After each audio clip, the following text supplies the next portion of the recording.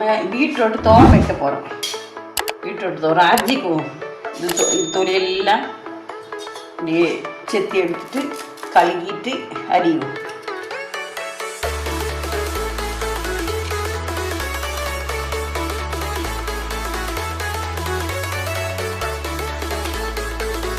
பீட்ரூட்டும் கிழங்கு தொலியெல்லாம் செத்திட்டோம். இன்னைக்கு அடிவோம், கொத்தி அடிவோம்.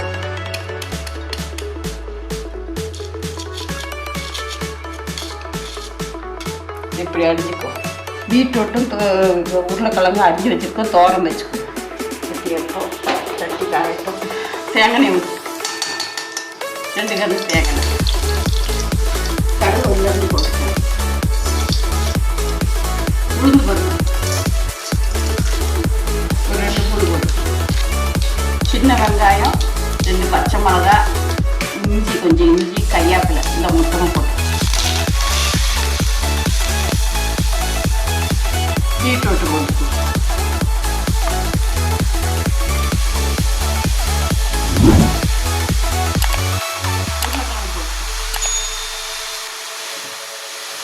கல்லுப்பு போட்டு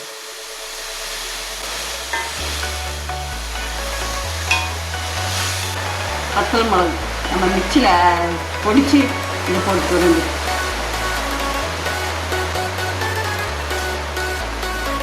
வேகட்டும். அரைச்சி வச்சுருக்கோம்.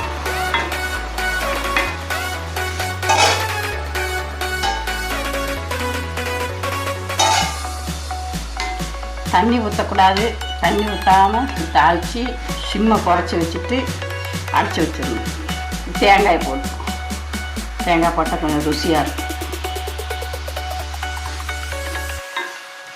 அடிக்கடி இப்படியே கிண்டிக்கிங்க அடி கூடி வைப்போம். கொஞ்சம் வேகட்டும்.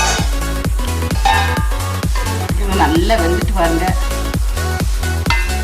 நல்லா வந்துட்டு நல்லா சுடுச்சோரில் கிளம்பி சாப்பிட்டா நல்லா இருக்கும். பிள்ளைங்களுக்கு கிழங்கெல்லாம் வந்துட்டு நல்லா வந்துட்டு குழப்பம். சின்ன பிள்ளைகளுக்கு பிணைஞ்சு கொடுங்க. பீட்ரூட் நல்லது. நல்லா வந்துட்டு இறக்கிடும்.